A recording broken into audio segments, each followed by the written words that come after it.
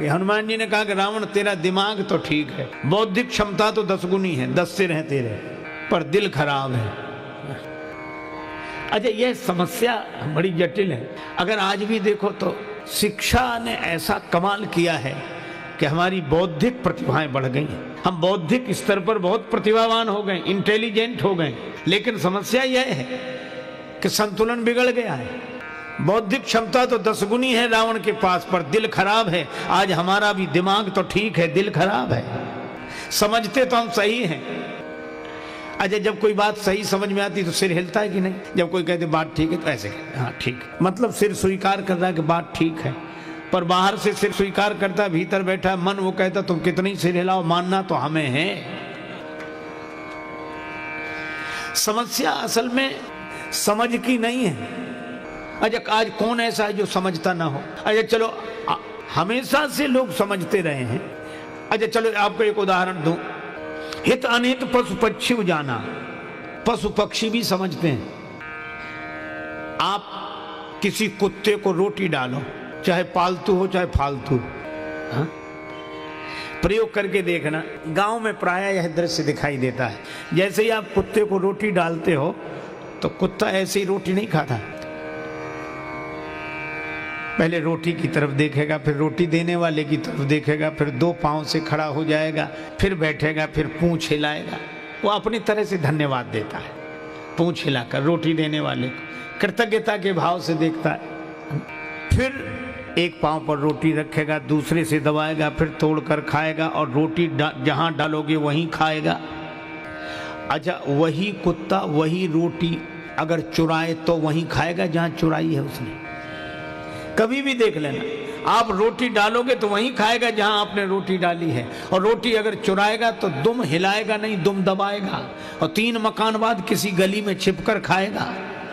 क्योंकि कुत्ता भी जानता है कि ये ईमानदारी की रोटी है और ये बेईमानी की रोटी है। कुत्ता भी जानता है कि ये सही है, ये गलत है।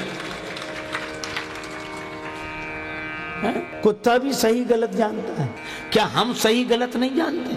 और अगर नहीं जानते तो समझाते क्यों हैं एक दूसरे को? समझते तो हम सही हैं। और सबसे बड़ी विडंबना यह है कि समझ हमारी जितनी सही होती चली जा रही है, जिंदगी उतनी ही गलत होती चली जा रही है। इसीलिए हमारे यहाँ 2 शब्द हैं। देखो, एक बात याद आ गई, भगवान श्री कृष्ण ने दुर्योधन से कहा कि पांडव संतोषी हैं, 5 गांव दे दो। दुर्योधन ने कहा सूची अग्रम नैव दास्यामि बिना युद्धेन केशव, सुई की नोक के बराबर जमीन भी बिना युद्ध के नहीं दूंगा। भगवान श्री कृष्ण ने कहा यह धर्म है। दुर्योधन बोला मैं कब कहता हूं कि यह धर्म है? मैं तो कह रहा हूं अधर्म है। तो जानकर अधर्म क्यों कर रहे हो? का विडंबना यही है, जानामि धर्मम नचमे प्रवृत्ति और जानामि अधर्मम नचमे निवृत्ति। केनापि देवेन हृदय स्थितेन यथा नियुक्तोस्मि तथा करोमि। मैं जानता हूं कि धर्म क्या है, पर उसमें मेरी प्रवृत्ति नहीं है, और मैं जानता हूं कि अधर्म क्या है, उससे मेरी निवृत्ति नहीं है। कोई ऐसी जबरदस्त ताकत मन में बैठी हुई है, जैसा नियोजित करती है मैं वैसा करने के लिए विवश हो जाता हूं। अच्छा, दुर्योधन ने जो बात कही है वो हम सबके लिए प्रेरणादायी है। कौन नहीं जानता कि ये काम गलत है, फिर करता क्यों है? विवश है। किससे विवश है? दुर्योधन को भगवान श्री कृष्ण ने उत्तर नहीं दिया, अर्जुन को उत्तर दिया गीता में, और यही कहा कि प्रत्येक प्राणी अपनी प्रकृति से परवश होकर कर्म करता, विवश है। प्रकृति माने स्वभाव। हम अपने स्वभाव से मजबूर हैं। समझ तो ठीक है, समझाने वाले भी ठीक हैं, समझने वाले भी ठीक हैं। समस्या स्वभाव की है। तो ये स्वभाव बदले कैसे? अपने यहाँ 2 शब्द हैं, एक है शिक्षा और एक है दीक्षा। एक है शिक्षा और एक है दीक्षा।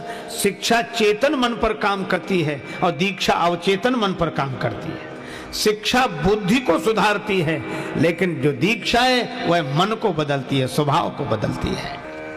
हम लोग शिक्षा सीख गए, दीक्षा का हमें पता नहीं।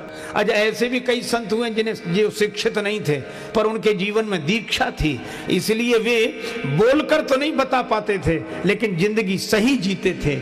और ऐसे भी हम लोग हैं जो बोलकर तो सही बताते हैं पर दीक्षा के अभाव में जिंदगी सही जी नहीं पाते हैं।